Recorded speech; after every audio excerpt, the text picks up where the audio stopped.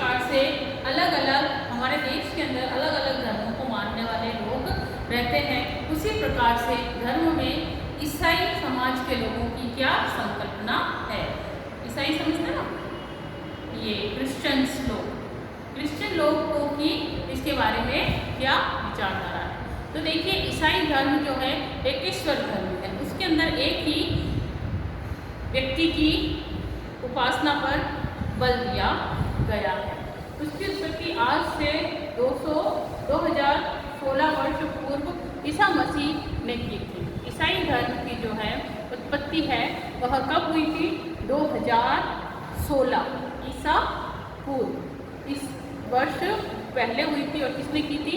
ईसा मसीह ने की थी। ईसाइयों में बहुत से समुदाय हैं, मसलन धर्म तो एक ही है लेकिन इसके अंतर्गत अलग अलग समुदाय हैं, जैसे कैथोलिक्स है, प्रोटेस्टेंट है, ऑर्थोडॉक्स है, मोरोनी है, एवंजेलिकल है।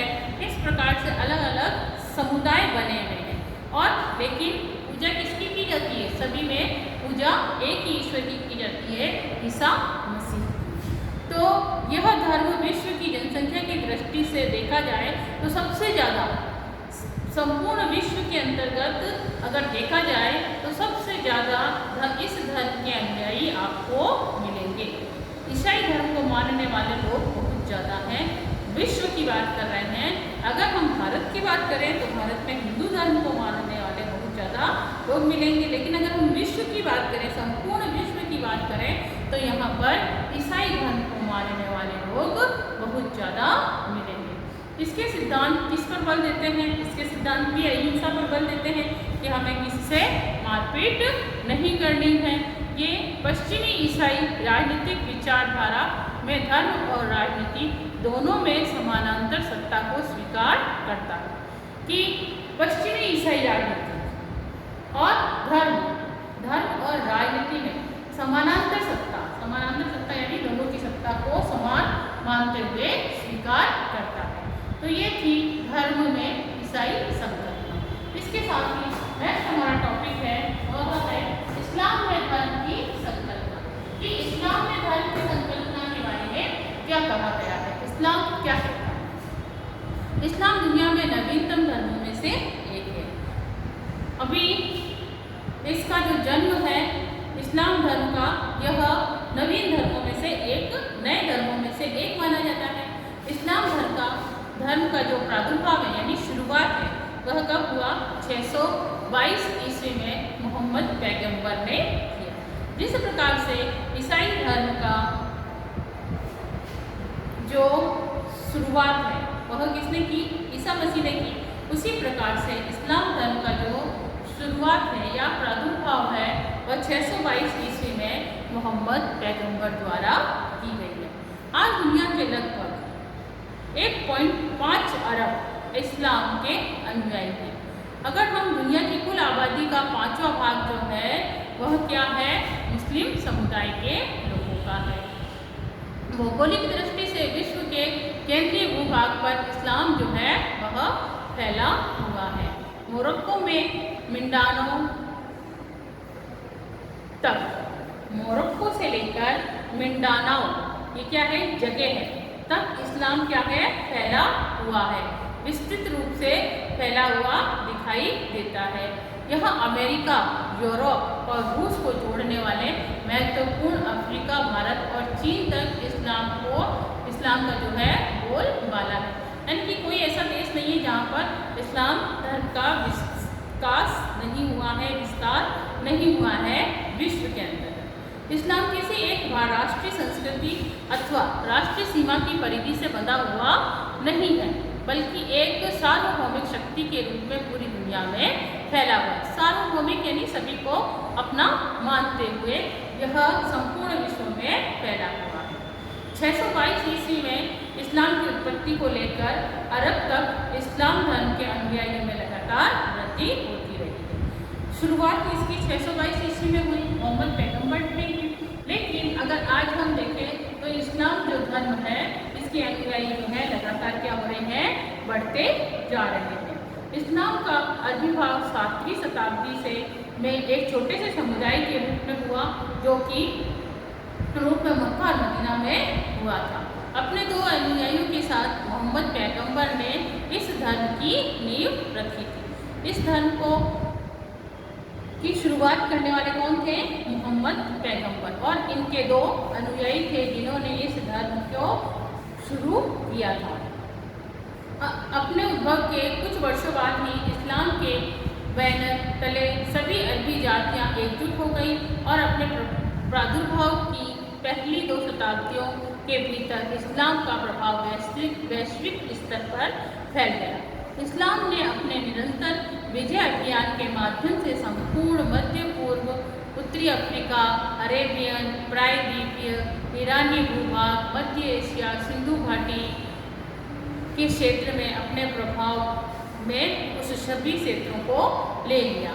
यह एक विजय प्रक्रिया निर्बाध रूप में जारी रही। बाद में इस्लाम का क्या हुआ? प्राचीन मिस्र और मेसोपोटामिया की सभ्यताएं भी विरासत के रूप में प्राप्त हुई, कि इस्लाम जो है वह मिस्र में और मेसोपोटामिया में भी दिखाई देने लगा। इस्लाम की अगर हम बात करें तो इस्लाम में यूनान के दर्शन और विज्ञान को स्वीकार करने की सुविधा के अनुसार सुधार हुआ है समय समय पर, कि विज्ञान को स्वीकार करते हुए भी इसमें क्या किया गया है? इनकी सुविधाओं के अनुसार इनमें सुधार होता रहा है। इसका इस्लामीकरण कर दिया गया है।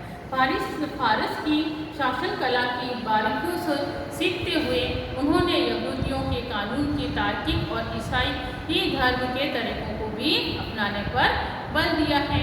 पारसी द्वैतवाद और मैनीसियन की युक्तियों को इस्लाम में आत्मसात कर लिया गया है।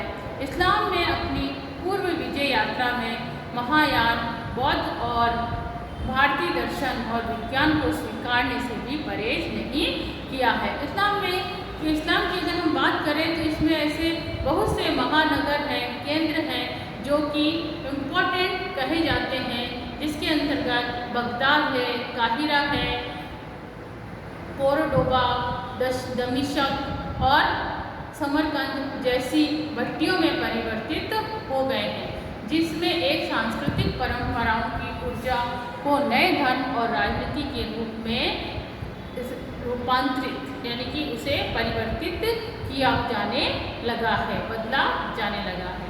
अगर हम इस्लाम की बात करें तो इस्लाम धर्म के अंतर्गत आध्यात्मिक और लौकिक, अलौकिक और व्यवहारिक, धार्मिक और धर्मनिरपेक्ष में भेद नहीं किया जाता।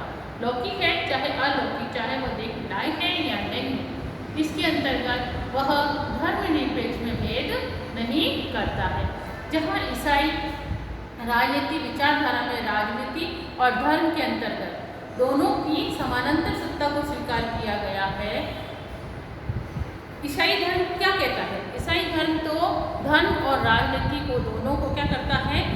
इन दोनों की समानांतर सत्ता को स्वीकार करता है, जबकि इस्लाम राज्य व शासन शक्ति तथा सत्ता, नियम और वफादारी के व्यापक विविधता को स्वीकार करने की बात करता है।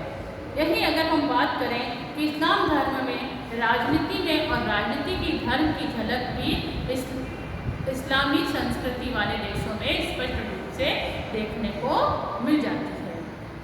व्यक्ति को स्वीकार्य व्यवहार और शासक तथा शासित दोनों में ईश्वर के प्रति नैतिकता व निष्ठा पर बल देने की बात कही गई है, कि इस्लामिक धर्म जो है वो कहता है कि कैसे भी शासन के मामले हो, राजनीति हो, राज्य हो, इनमें संबंध बताते हुए ईश्वर के प्रति क्या रखना है?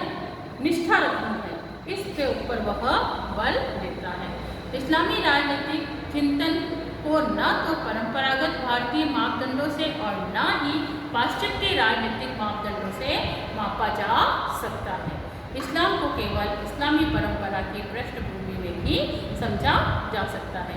अगर हमको इस्लाम धर्म को समझना है तो इस्लामी परंपरा को पूर्ण रूप से जानना और समझना पड़ेगा। तो ये था इस्लाम में धर्म की संकल्पना। नेक्स्ट है निष्कर्ष। निष्कर्ष के रूप में धर्म क्या कहता है? अगर हम निष्कर्ष की बात करें तो निष्कर्ष के रूप में धर्म कहता है, धर्म एक विश्वास एवं आस्था है। भारतीय संस्कृति में इसका प्रगाढ़ संबंध है, बहुत ज़्यादा संबंध है। भारतीय संस्कृति जो है वह सांस्कृतिक और सामाजिक गतिविधियों का क्या है, मूल आधार क्या बताया गया है, धर्म बताया गया है। कि भारतीय संस्कृति में सांस्कृतिक गतिविधियाँ, सामाजिक गतिविधियाँ, इनका मूल आधार है जो वो धर्म बताया गया है। प्राचीन काल से ही भारत में ऋषियों में अज्ञात शक्ति को जानने की जिज्ञासा रही है। ऐसे बहुत से ऋषि मुनि हुए हैं जिन्होंने अज्ञात शक्ति जो दिखाई नहीं देती, जिस शक्ति के बारे में नहीं जानते हैं, उसको जानने की जिज्ञासा रखी है और धर्म के प्रति आस्था और अनुसंधान की प्रक्रिया रही है। धर्म मानव को चिंतन, व्यवहार और कर्म को उचित व अनुचित में भेद कराता है कि क्या सही और क्या गलत है। यह किसके माध्यम से जाना जा सकता है, वह धर्म के माध्यम से ही जाना जा सकता है। संसार के प्रत्येक भागों में भगवान की कल्पना किसी न किसी रूप में अवश्य की जाती है। अलग अलग धर्मों के लोग हैं तो अलग अलग भगवान को मानते हैं, लेकिन फिर भी धर्म के बदलते स्वरूप को देखा गया है।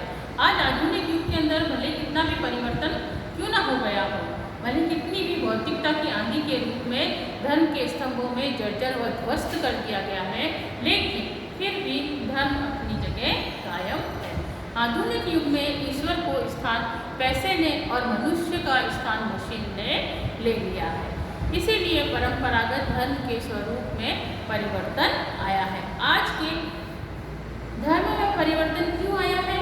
क्योंकि ईश्वर का स्थान किसने ले लिया है? ईश्वर को हम पैसों से तोल देते हैं कि हे भगवान, अगर ऐसा होगा तो हम ये कर देंगे। तो इस प्रकार से जो आज का जो धर्म है, ईश्वर का जो स्थान है वो किसने ले लिया है? पैसे ने ले लिया है। और वहीं मनुष्य का स्थान किसने ले लिया है? मशीन ने ले लिया है। आज भौतिकवादी युग में धर्म व्यक्ति की व्यक्तिगत व ऐच्छिक अंश ही रह गया है। आधुनिक काल में वैज्ञानिक आविष्कारों और उत्पन्न होने वाले प्रभावों के कारण सामाजिक जीवन जो है वो द्रुत गति से परिवर्तित होता जा रहा है। स्वतंत्रता के उपरांत भारत जब स्वतंत्र हुआ, उसके बाद भी शिक्षित युवा वर्ग में परंपरागत धर्म के प्रति अश्रद्धा की भावना प्रबल होती गई और वैज्ञानिक उपलब्धियों के कारण इसके अंतर्गत मानव का दृष्टिकोण भी बदलता गया, जिसके कारण विज्ञान ने धार्मिक अंधविश्वास, रूढ़ियों और आडंबरों के विरोध में वास्तविकता में से परिचित कराया। ऐसी बहुत सी भ्रांतियाँ थी, ऐसे बहुत से आडंबर थे जिसको विज्ञान ने क्या कर दिया है, फेल कर दिया है, उनको अलग वास्तविकता से परिचित कराया है। 20वीं सदी के अंत में पूरे विश्व में धर्म का राजनीति में प्रयोग होने से धर्मांधता में बढ़ोतरी हुई है, धार्मिक लोगों में बढ़ोतरी हुई है। राजनीति के साथ धर्म को जोड़ने वालों में बहुत ज़्यादा बढ़ोतरी हुई है और साथ ही साथ कट्टरपन ने आतंकवाद जैसी दुष्प्रवृत्तियों को भी जन्म दिया है। भारत में निहित स्वार्थों की पूर्ति के लिए कुछ तत्व धर्म का सहारा लेकर राष्ट्र को कमजोर करने में लगे हुए हैं, परंतु धर्मनिरपेक्ष राष्ट्र की नींव धार्मिक सहिष्णुता, धार्मिक सद्भावना व नैतिकता पर आधारित है और हिंसा के लिए यहाँ कोई भी स्वीकार्य नहीं है। कुछ भी स्वीकार नहीं कर सकते हम हिंसा को आगे बढ़ाने के लिए। तो यह था हमारा लेसन धर्म। अब इसके बाद जो है महत्वपूर्ण बिंदु, क्या कहते हैं महत्वपूर्ण बिंदु, एक बार हम पुनः पाठ का पूरा सार देखेंगे कि इसमें क्या कहा गया। तो देखिए, धर्म मनुष्य में पहले से व्याप्त क्या है, देवत्व और आध्यात्मिकता का विस्तार मात्र है। विश्व में सभी राजनीतिक व्यवस्थाओं में धर्मनिरपेक्षता को नीति के रूप में स्वीकार करने पर बल दिया गया है कि धर्मनिरपेक्षता की नीति को स्वीकार करने की इसके अंतर्गत बात कही गई है कि किस प्रकार से अलग अलग धर्मों में अलग अलग व्यवस्थाएं होती हैं। विश्व के विभिन्न भागों में काल, स्थान, संस्कृति के अनुरूप कई धर्मों का उद्भव व विकास भी हुआ है। अलग अलग समय में अलग अलग काल के अंदर जो है धर्म जो है नया रूप धर्म का देखने को मिलता है। समय, स्थान और सांस्कृतिक व आध्यात्मिक परिस्थितियों में परिवर्तन से धर्म में भी परिवर्तन आया है। जैसे जैसे मनुष्य आगे की तरफ बढ़ा है, परिवर्तन हुआ है मनुष्य के अंतर्गत, उसी प्रकार से धर्म में भी अलग अलग प्रकार से परिवर्तन देखने को मिलता है। सभी धर्मों में एकता की बुनियादी तत्वों व मूल्यों की बात कही गई है। भले ही धर्म कोई भी हो, लेकिन सभी के अंतर्गत बात एक ही कही गई है। वर्तमान समय अलग अलग धर्मों एवं और मतों की एकता स्थापित करने की चेष्टा करता है। धर्म आत्मा में उन्नयन के लिए आध्यात्मिक पक्ष पर बल देता है कि अपनी आत्मा को शुद्ध करने के लिए, अपनी आत्मा को पूर्ण रूप से शुद्ध करने के लिए व्यक्ति को आध्यात्मिकता की ओर बढ़ना चाहिए। इस पर वह बल देता है। धर्म और जीवन को धर्मनिरपेक्षता की ओर अग्रसित भी करता है। भारतीय दर्शन और संस्कृति में धर्म सदैव एक महत्वपूर्ण संकल्पना रही है। भारत का सबसे पहले आगाज पूर्वी संस्कृति में हुआ। जो धर्म का आगाज जो है वह पूर्वी संस्कृति में देखने को मिलता है। भारत में धर्म को क्या माना गया है? कर्तव्य माना गया है। अहिंसा, न्याय, सदाचार तथा सद्गुण के अर्थ में मान्यता प्राप्त हुई है। वही सब कुछ धर्म है। धर्म उन्नति और कल्याण में साधक होता है। अंग्रेजी में आपने पढ़ा ही था कि धर्म का समानांतर अर्थ क्या होता है? रिलीजन। इसका अर्थ होता है आस्था या विश्वास या उसकी अपनी मान्यता। धर्म सब जगह व्याप्त है, पवित्र बताया गया है, और लेकिन धार्मिक पवित्रता सापेक्षवादी पर बल देती है। धर्म की अगर हम बात करें तो धर्म के अंतर्गत ऐसे बहुत से मत हैं, पंथ हैं, जो अपनी व्यक्तिगत श्रेष्ठता को स्थापित करने के लिए एक दूसरे को आपस में लड़ाना भिड़ाना शुरू कर देते हैं। इस तरह से आपसी विरोध, द्वेष, कलह की प्रवृत्ति ने धार्मिक संघर्ष की स्थितियों को उत्पन्न कर दिया है। तो धर्म के द्वारा ही, धार्मिक पंथों के द्वारा ही इस प्रकार की भावनाएं देखने को मिलती है।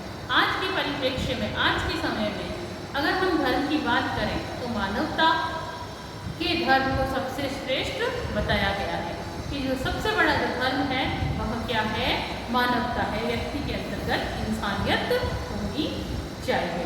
एक धर्म तभी उपयोगी हो सकता है जब वह अन्य सदस्य धर्मों को एक रूपता स्थापित करे। एक धर्म उच्च धर्म जब माना जा सकता है जब वह अन्य धर्मों को भी अपने मन में स्थान दे। जब जब धर्म और राजनीति का नकारात्मक सर्ग हुआ है, तब तब राजनीति में धर्म का दुरुपयोग हुआ है। अगर हम राजनीति को धर्म से जोड़कर उसको गलत भावनाओं को आगे बढ़ाएंगे, गलत पक्ष को दिखाएंगे, तब तक इसका क्या होगा? धर्म का जो है राजनीति के अंतर्गत गलत उपयोग दिखाई देगा। भारतीय परिप्रेक्ष्य में धर्म निरपेक्षता का अर्थ क्या बताया है? पाश्चात्य धर्म से भिन्न बताया गया है। भारतीय संकल्पना धर्म केवल लौकिक धर्म नहीं है। जरूरी नहीं है कि धर्म जो है वो लौकिक हो। धर्म जो लौकिक अलौकिक दोनों ही हो सकता है। धर्म और अहिंसा का अटूट संबंध है। धर्म के साथ अहिंसा का हमेशा ही नाम लिया जाएगा, क्योंकि धर्म जो है वह बिना मारपीट किए हुए शांति के अंतर्गत विश्वास रखता है। भारत में धर्म का संबंध साधना पक्ष व आचार पक्ष है, जिसका लक्ष्य आत्मा का उत्थान है कि व्यक्ति को इस प्रकार का धर्म को अपनाना चाहिए जिसके अंतर्गत वो ज़्यादा से ज़्यादा लोगों का उत्थान उद्धार कर सके। याज्ञवल्क्य के लिए धर्म के 9 लक्षण बताए हमने पढ़े थे। राष्ट्रीय धर्म सर्वोपरि है कि राष्ट्र से बड़ा धर्म कुछ भी नहीं है। ईसाई धर्म एकेश्वरवादी है। ईसाई धर्म के अंतर्गत एक ईश्वर की बात कही गई है। ईसाई राजनीति विचारधारा धर्म और राजनीति दोनों को समानांतर बताता है। और इस्लाम दुनिया का नवीनतम धर्मों में से एक धर्म है, नया धर्म है। इस्लाम धर्म में आध्यात्मिकता लौकिक और अलौकिक तथा व्यवहारिक, धार्मिक और धर्मनिरपेक्षता में भेद नहीं करता। इस्लाम धर्म और राजनीति के मध्य कोई भेद नहीं करता, बल्कि दोनों को एक में गुथा हुआ मानता है, यानी एक दूसरे का पूरक मानता है। धर्म और राजनीति की धर्म में झलक सभी इस्लामी संस्कृति वाले देशों में स्पष्ट रूप से देखने को मिलती है। इस्लाम को केवल इस्लामी परंपरा की पृष्ठभूमि से नहीं समझा जा सकता। इस्लाम को केवल इस्लामी परंपरा की पृष्ठभूमि में ही देखा व जाना जा सकता है। 20वीं शताब्दी के अंतिम वर्षों में इस्लाम में कट्टरता में बढ़ोतरी हुई है। याकूब ने जो धर्म के 9 लक्षण बताए हैं वह क्या थे भाई? अहिंसा, चोरी न करना, शौच, इंद्रिय निग्रह, दान, संयम, दया, शांति और सत्य। वहीं मनुस्मृति ने धर्म के कितने लक्षण बताए हैं? 10 लक्षण बताए हैं, जिसमें है धैर्य, क्षमा, संचय, चोरी न करना, शौच, इंद्रियों को वश में रखना, बुद्धि, विद्या, सत्य और क्रोध न करना। तो ये हमारा चैप्टर था धर्म। आशा करती हूँ आप सभी को बहुत अच्छे से समझ में आया होगा और इसके जो क्वेश्चन आंसर हैं वो आप